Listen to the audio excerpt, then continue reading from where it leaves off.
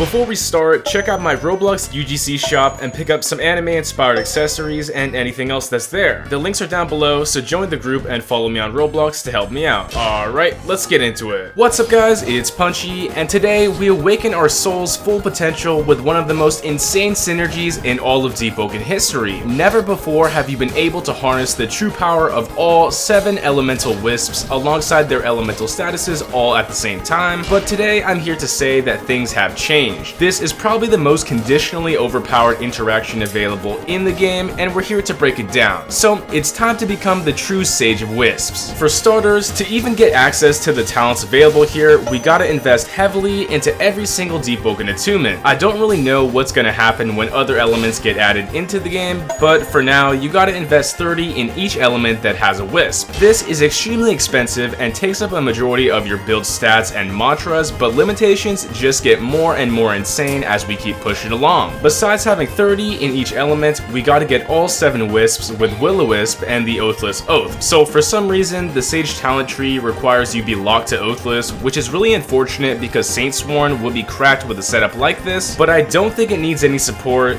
because it's already good. Once we have all of the prerequisites, we can finally get cooking, and it's pretty insane what's available. So to kickstart our talents, we need to be using Chorus of Souls. This talent's ability simply allows us to use every single wisp, and yeah, it's possible to slap them all on. There's nothing too different about using all wisps or their activation, but it's gonna take a super long time to ritual cast each and every one. In a high scale gank or chime match, good luck pulling this off unless you have the talent Absolute Pitch or some sort of prep time, because this takes a while. Anyway, alongside Chorus of Souls, we start to get cooking with the support talent Wisp Convergence. With all 7 Wisp Souls equipped, we unlock their full potential alongside an elemental bonus on every single M1. This is where things start to get insane, and I'm loving this. With the Thunder Wisp, we deal electric damage on every single M1 alongside Electrify while fully negating any hyper armor they might be using. This is great alongside the Thunder Wisp's sapping uppercut effect, and the full capability of Thunder Wisp can be abused. Frost Wisp procs ice damage, talent, and constantly places ice on the ground, but it won't bottom freeze enemies. It actually does chill them for a very short duration, but it's not a lasting slow like the other mantras. Flame Wisp burn targets on hit while letting us use the heal of the flames, and it pairs up with something kinda nuts. So you'll notice that when all wisps are active, there's a passive constant heal that keeps you alive when all 7 elemental souls are active. I can't tell if this healing stacks alongside No Life King. It's kinda hard to tell without exact numbers, but it's comparable but also extremely broken. Slap on a Deep Fire Ring to get more out of your burn each hit, and yeah, pair it up with his heal. Gale Wisp procs Winded and reduces your Haunted Gale requirement, but it's not really doing all too much. Blood does much of the same with its blood damage and drain, but it's kinda boring compared to the other ones. Something crazy with the Metal Wisp is that it fills up our armor periodically, places rods on every single M1 and our vents. This is pretty powerful to pull players close with our rods and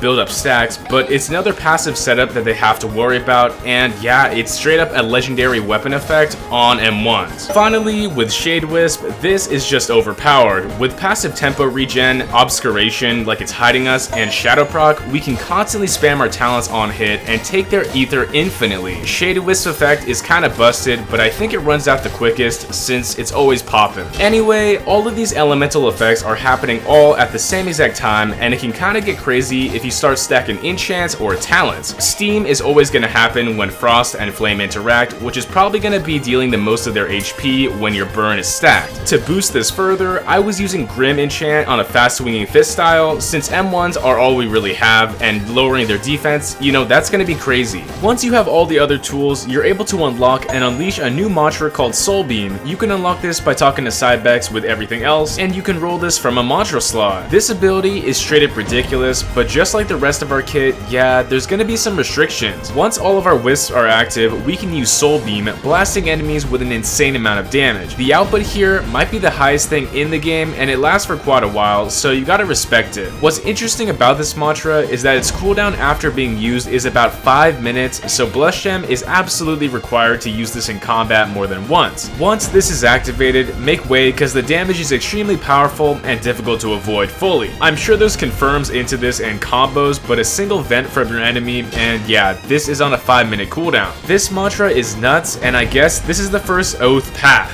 Comparing it to another beam mantra like Sightless Beam, it's clear to say that Oathless might have the highest damage multi-hit in the entire game. Also, to ramp up our damage further, we can do a few different things while our target is in stun. The previously mentioned Grim Enchant lowers enemy defense to all damage sources, and that's going to be crazy powerful if you hit them during this debuff. Additionally, if you're able to lock players in stun while Flame Charm Burn is active, they have to accept that damage alongside the mantra, which is kind of crazy if you think about it. There's a ton you can do with Soul Beam, and it's pretty overpowered conditionally, so if you have a build based around that sort of gameplay, it's gonna be really funny. What do you guys think about this mantra? Is the damage balanced for the cooldown? Let me know. The only real complaint I have about this sort of attack is how it doesn't proc any elemental status. Sure, it would be absolutely busted to deal elemental effects and talents while also dealing that insane damage, but be for real, this is a bit weird for a mantra. In fact, Soul Beam is actually classified as a physical type ability when you roll this from the Mystic, and it does raw damage. I wouldn't be too surprised if this was actually Sightless Beam reskinned 1-for-1 with a new visual and damage. I mean, I do appreciate the exclusivity to Oathless and objective power from Soul Beam, but it's very unfortunate there's little elemental talents that work by using this mantra. From what I can tell, there's very little synergy at all with the rest of your kit, and that's kinda sad. Speaking of which, mantras can fit on a build like this, but you gotta be careful on what you pick.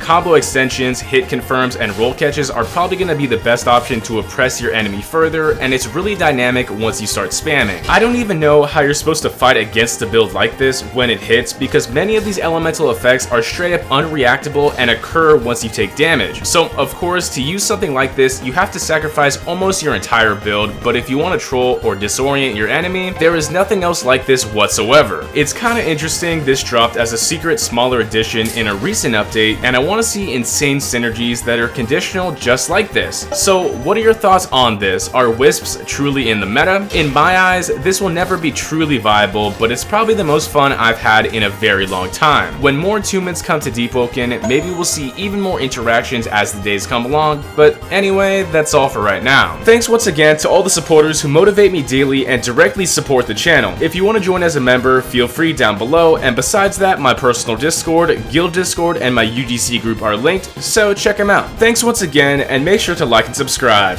It's punchin' time.